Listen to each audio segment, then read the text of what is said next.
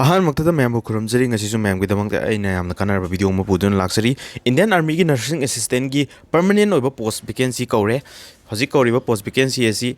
permanent post ꯑꯣꯏꯗꯣꯏꯅꯤ last date ꯃꯥꯔꯆꯀꯤ date 22 ꯑꯣꯏꯒꯅꯤ मागी exam pattern exam details height weight measurement कमाइन तौगनी एग्जाम पैटर्न कमाइन तौगनी प्रिपरेशन कमाइन तौगनी हाइमना चिंबा मैमदा डिटेल्स टेंतकना मैम थमजगे गवर्नमेंट जॉब पु पामजबा इसिन लाउसिंगना चैनल सिबु सब्सक्राइब तौसुमिरमु वीडियो सिबु लाइक तौबो कौबिरमगनु मैमना एक्सप्लेन तौहनिंगबा गवर्नमेंट जॉब लागसु कमिशन दा मैम हाइबिरमु अदो हजिक लाइबा अग्निपथ इंडियन आर्मी की रिक्रूटमेंट लाखरिबा अदुदी सही मरी की पोस्ट नी अदुगा हजिक लाइबा आर्मी नर्सिंग असिस्टेंट की परमानेंट पोस्ट नी अदुगा एज एलिजिबिलिटी क्राइटेरिया सु अग्निपथ की सिन हेना एज रिलैक्सेशन लेगनी को अदो मैम कमाइन तौना है मैम वीडियो सी लोयफो यंबियो अदुगा डिटेल्स लोइना मैम पुनः खंगमिनसी इंडियन आर्मी नर्सिंग असिस्टेंट 2024 कौरीबा पोस्ट वैकेंसी एसी ऑनलाइन रजिस्ट्रेशन मतम 13 फेब्रुआरी हौरगा 22 मार्च दा लास्ट डेट होगनी ऑनलाइन एग्जाम सी 22 अप्रैल दगी होगनी मणिपुर की ओइना हाइट क्या ओइरी हामना चिंबा मैम दा खंगनजगे एग्जाम की पैटर्न सी अहानबदा phase 1 online computer based examination computer दा मार्क्स पाइरगा ऑप्शन मल्टीपल चॉइस टाइप की क्वेश्चन तौदोइनी नेगेटिव मार्किंग लेगनी 1/4 लेगनी को अदुगा अग्निपथ का एग्जाम तौबी मोंग लोइ चप मानगनी अदुगा रिक्रूटमेंट दी खरा खेनरकनी को लमजेन दो अग्निपथ दी लमजेन अमदी पुस अमना चिंबा लोइना मार्क तोंगान तोंगाना लेबनी अदो सिदादी लेते क्वालिफाइंग इन नेचर तंगनी को अदो अपॉर्चुनिटी अमनी सी मैम अदुगा मागी एलिजिबिलिटी क्राइटेरिया सी 12 पास होगदबनी 12 पास सिजो अकंग नंबर सब्जेक्ट नी साइंस लरोप कैंडिडेट तंग अप्लाई तौबा यागनी को नर्सिंग असिस्टेंट जे मोदी बायोलॉजी की जो खरा मरी लेनारानी साइंस लौबदसु फिजिक्स केमिस्ट्री बायोलॉजी अमदी इंग्लिश सब्जेक्ट मरी से लोइना लौब कैंडिडेट होगदबनी अदुगा ओवरऑल दा 50% मार्क योगदबनी सब्जेक्ट खुदिंग की 40 मार्क सुद्रगदी अप्लाई तौबा यारोय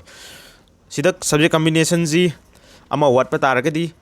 मैम सि नत्रगना फिजिक्स केमिस्ट्री बॉटनी जूलॉजी अमदी इंग्लिश हाइरिबा सब्जेक्ट सिंग जे लौरप कैंडिडेट होगदबनी अदुगा मिनिमम दा सब्जेक्ट खुदिंग की 40 मार्क ती योबो होगदबनी दुगा एज से 17 हाफ्तिना 23 नी अग्निपथ दी 17 हाफ्तिना 21 इयर्स फक्तंग ओइबनी अदुबु अदुदा एज एलिजिबल ओइदबा कैंडिडेट सिंग सिगी आर्मी नर्सिंग असिस्टेंट जे अप्लाई तौबो यारगनी अदो मागी एग्जाम पैटर्न सी 12 पास की लेवल निना सिना क्वेश्चन स्टाइल खरदी हेना लुरकनी अग्निपथ के यंगनाबदा दो मा प्रिपरेशन तौबसी प्रीवियस इयर क्वेश्चन सिंग लोइना टेस्टबुक हाइबा एप तोदगी लोइना फंगनी को अदो मैम टेस्टबुक जे कमा हजिक सेल लाखप्रा लाक्तब्रा मैम दा ऑफर न चिंबा मैम दजु खंगनजगे अदुगा मागी एज लिमिट असी 1 अक्टोबर 2001 दगी हौरगा 1 अप्रैल 2007 फोगी मनुंगदा लैबा कैंडिडेट सिंग ने अप्लाई तौबा यागनी अदुगा हजिक 12 की बोर्ड एग्जाम थाग्रबा रिजल्ट ngaरिबा कैंडिडेट सिंग ओरगसु अप्लाई तौबा यागनी को अदुगा मागी एग्जाम पैटर्न सी पुंग अमगी मतम पीगनी पुन्ना क्वेश्चन जे 50 क्वेश्चन होगनी 50 क्वेश्चन जिदा मार्क ती 200 मार्क होगनी सिदा मार्क से जीके दा क्वेश्चन तारा हंगनी 40 मार्क्स क्वेश्चन अमम दा मार्क मरी मरी पीगनी को केमिस्ट्री दा 15 क्वेश्चन 60 मार्क लेगनी बायोलॉजी दा 15 क्वेश्चन 60 मार्क लेगनी मैथ्स दा 5 क्वेश्चन 20 मार्क्स लेगनी फिजिक्स दा 5 क्वेश्चन 20 मार्क्स अखोइन लौरुबस सिदा मेन सब्जेक्ट सिंग जे लोइन यावदनी सी हाइबा सब्जेक्ट सिंग जे प्रिपेयर तौबसी टेस्टबुक हाइबा एप्स दगी प्रिपेयर तौबा यागनी मैम टेस्टबुक सिदा टेस्टबुक पास प्रो हेन ले पास प्रो जिना अखोइदा कानाबा फंगदुसी प्रीवियस ईयर क्वेश्चन सिंग चैप्टर वाइज लोइना मॉक टेस्ट की फॉर्म दा सब्जेक्ट की फॉर्म दा लोइना गवर्नमेंट जॉब खुदिंगमकी टेस्ट सीरीज लोइना थाबा यादोइनी सिदा चाही अमगी या टेस्टबुक पास प्रो जि लैबा तारगदी हजिक ऑफर ओइना लैरी 351 दा फंगनी आइगी कोड T2M हाइबा कोड सिना बिबा तारगदी 12% की मैक्सिमम डिस्काउंट फंगनी को लिमिटेड पेरमनी सी डिस्काउंट सी नॉर्मल टाइम दा 500 की अबब तदुम लैबनी टेस्टबुक पास प्रो जी अदुगा लाइफ टाइम पास प्रो हाइबा तारे 2 इयर्स की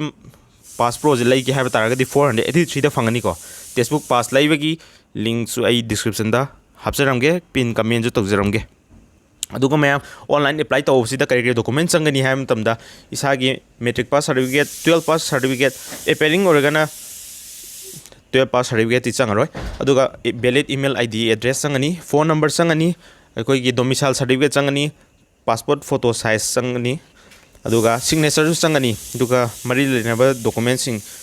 आधार कार्ड चिंबजु संगनी सिदा मेन मतमदा class 10 dai men griba father's name mother's name amadi isagi ming address na chingba metric loina manana men bi gadamni sida magi photo je nam matamda akoi background je white background ohen biu aduga isagi nakong ani ji udragadi reject chatpagi chance lei ko aduga photo je nam matamda sam koina na clean 7 ogadabani ko aduga photo je proper haircut amadi clean shape tawroga kakadabani natragadi photo da reject chatpazu yawi ko me aduga magi physical standard che height che 157 cm ni relaxation loin lore ko si je aduga outstanding sport person organa height ta 2 cm relaxation legani chest ta 3 cm gi legani weight ta 5 kg gi relaxation legani aduga magi physical si ani patadi matam gi matungin na noina mark special tongan tongana pi bani ko aduga nursing assistant gi oinadi ahan ba computer based exam je khan laba matungda physical je laktoini sigi physical ji da tawdi si 1.6 km gi run si 5 minute 45 second fogi manung dang ngam doini ngambo ngamadi are sigi di qualifying tang ni aduga pull ups chu qualifying tang ogedabani 9 feet this to qualifying ni zigzag balance to qualifying ni sigi extra mark leite magi mark si when return togi do si nursing assistant gi post ne nam return togi ba exam do adudagi merit list lepaga tawdoini si lor matungda medical togani ma'am prepare tawna textbook pass lo aduga test series tharaga previous year question kamaina hangi kamaina exam da computer based format se khuloina bu mayam hona biro ngasi gi nu dei matang si da video se tension jage thank you